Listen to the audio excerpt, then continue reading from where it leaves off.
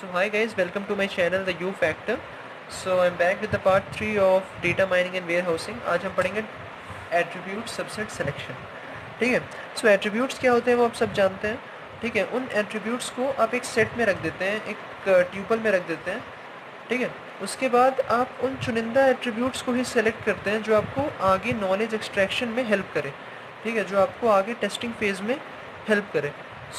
उसकी कुछ टेक्निक्स है कि कैसे सेलेक्ट किया जाए उन पर्टिकुलर सिग्निफिकेंट एट्रीब्यूट्स को ही among the bunch of the attributes. ठीक है. तो जो पहला प्रोसीजर है उसका नाम है forward selection.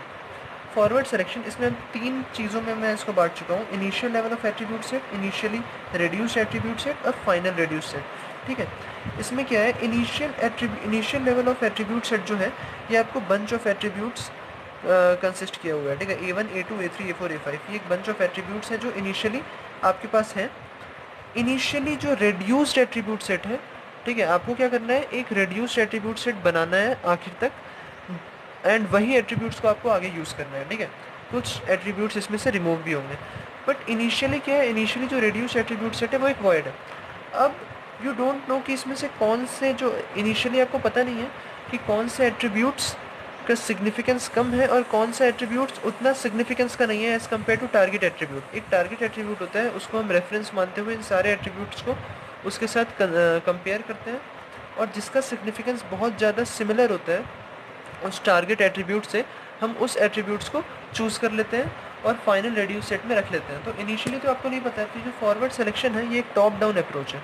Initially you don't know but by using some consolidative algorithms, कुछ आप एल्गोरिदम्स लगाते हैं, कंसोलिडेट करते हैं डेटा को, you match the attributes with the target attribute and then you attain this final reduce set जिसमें आपको पता चला कि A1, A4, A5 ही है. तो ये एक बेसिक सा एक्सप्लेनेशन था फॉरवर्ड सिलेक्शन का. इसमें मैं आपको बता नहीं रहा हूँ कि कौन सा एल्गोरिदम यूज़ कर रहे हैं, that is not important. The importance is कि फॉरवर्ड सिलेक्शन में होता क्या है. Initially you don't know but by using algorithm you attain this final reduce set. ठीक है. ये एक सबसेट सिलेक्शन का मेथड है. देन आता है बैकवर्ड सिलेक्शन. बैकवर्ड सिलेक्शन में क्या होता है, आपके पास जो initial level of attribute set है वो तो दिया हुआ है. ठीक है. But initially reduced attribute set forward selection में क्या था, वॉइड था, आपको मालूम नहीं था. इसमें क्या है, ऑलरेडी इंडिकेशन दिया रहता है कि यहाँ पर से दिया हुआ है कि A2 और A3 को आपको रिमूव करना है. यानी बैक ट्रैक टाइप है. आप यू ऑलरेडी नो कि क्या रिमूव करना है, उसको आप रिमूव कर दीजिए, जो बाकी बचा यू यूटिलाइज दैट. ठीक है. यहाँ पर क्या था, आप आगे चलते जाए करते गए एंड यू आप रिमूव करते गए. ठीक है. मतलब यहाँ मैं बोल सकता हूँ कि ये दोनों अपोजिट अप्रोचेज है.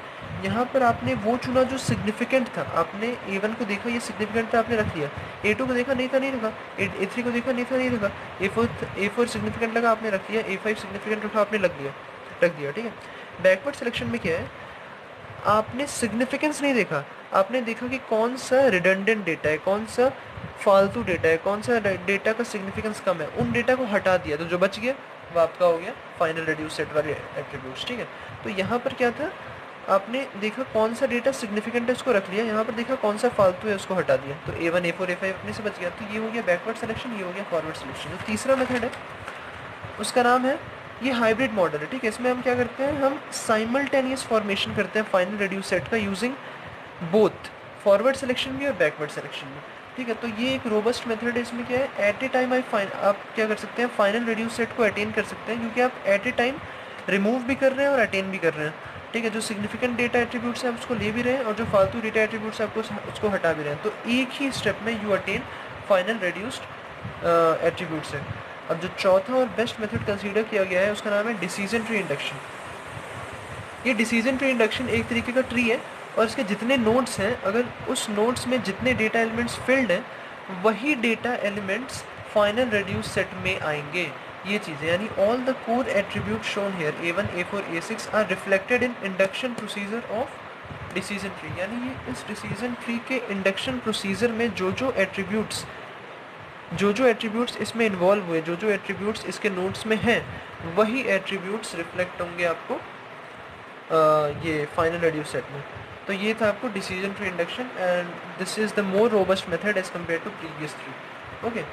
सो इस वीडियो के लिए इतना ही. Will continue more. Stay tuned.